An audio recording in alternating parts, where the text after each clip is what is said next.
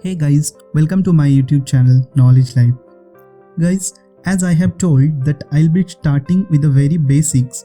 So today I'm going to tell you that why to learn all this CAD software. As I have told, definitely no. Just think the subjective knowledge that we have learned from our college that will definitely help you to increase the knowledge on subject and measurable skill which will help you to get a good marks. But what next after college? Let me tell you. You have to improve your soft skill. Soft skill are the traits that make you a good employee, such as communication skill, etiquette and any other technical skill. Let me give an example. All the student in any college will learn the engineering drawing, but if you add the CAD skill in you, it will make you different from others. Now you will be thinking, everybody will be learning the CAD software, then how it will make different from others? I will help you for that, what to do and what not to. So for that, you have to stay tuned with us and do subscribe and hit the bell icon. Now we will be moving into what is CAD. Computer-aided design is the use of computer to aid in the creation, modification, analysis or optimization of a design. That might be in the field of mechanical, civil, electricals or architecture, anything. It was actually introduced in the late 1960s to help in the design field, like to reduce the time consumption. I'll give an example right now. Just think you have been told to draw something in a paper. So for that, what you need to do first? First you need to get some paper and you need to fix the paper properly. Then you need to go for some drawing instrument. Then you need to define the scale if it is a large object. Then you can start your drawing. So it will a long process. It will take time to make the scale and to set the papers. Whereas if you start with the CAD software, what you need to do? You need to just open the software, you need to define the unit and you can start working on it. You don't need to define the scale at the beginning. It's depend on you. According to your requirement, you can define the scale, and here you'll be getting lot of features, like if you want to do mirror, if you want to do pattern, so you can copy the entities. Like that you can save huge time in the process. Next I will tell you one thing, that is improve quality and accuracy.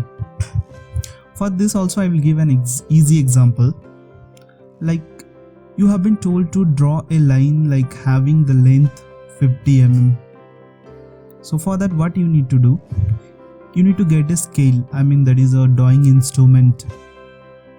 We all know that there is nothing called absolute. So there will have some instrumental error, like you may draw the line like having the length 49 point something, whatever, 49.99 maybe. So there will have some percentage of error that we used to say that instrumental error. So we can avoid such kind of things very easily by using the CAD software. Next is manufacturing database. We can create a manufacturing database, like whatever we'll be making, all the files we can save in our server. So we can create a database, and there is having some software called PLM, Product Lifecycle Management. It's a concept for PLM. Different companies have manufactured different software, like from Dassault System, the software called Innovia. From Siemens there is Teamcenter. From PTC there is Windchill. The companies are using nowadays such kind of PLM software that helps a lot to the manufacturer, which is connected with the CAD. Next is improve communications.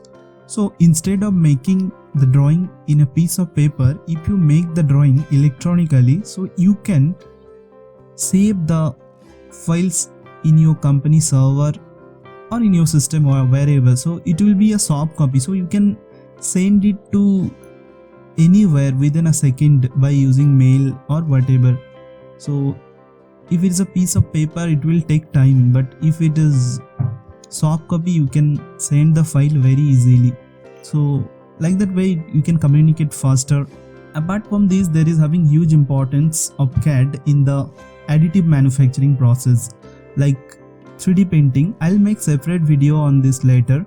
So if you want to, we all know that industries are moving into 4.0 industrial revolution. So the use of additive manufacturing process will increase, we know that.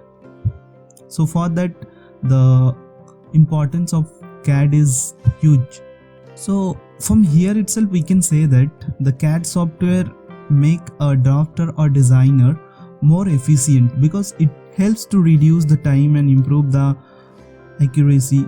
That's the reason that companies are using CAD software. Now we will be moving into types of CAD software. There are mainly two types of CAD software. One is 2D CAD or two-dimensional CAD. Two-dimensional in the sense there is no z-axis. It will be limited with the x and y. The example of 2D CAD is AutoCAD, which is a product of Autodesk, and it is world's one of the most popular CAD software. And some other 2D CAD softwares are there, but that and all are not that much popular, like DraftSight, which is a product of Dassault System. Then 3-dimensional CAD. There will have X, Y and Z. There are so many popular 3-dimensional CAD softwares are there, like SolidWorks, CATIA, Creo, NXCAD.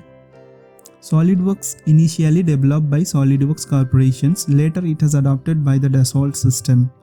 And CATIA also belongs to Dassault System only. Creo has developed by a company called PTC, Parametric Technology Corporations, and NX also a product of Siemens right now. Now I will tell one thing only. Later we'll discuss about this software separately while we'll enter into the software. That time we will discuss. Now just I will tell you one thing. The NX and CATIA, both the softwares are same kind of software. Like for both the software, the license price is more as compared to Creo and SolidWorks. And NX and CATIA, both the softwares are popular for the surface design. And SolidWorks and Creo are same kind of software. The license price is less as compared to other software, and these all are popular for solid modeling. So I will conclude my video here only. So thanks for watching the video. Do subscribe the channel and hit the bell icon. See you soon on the next video. Thanks for watching and happy learning.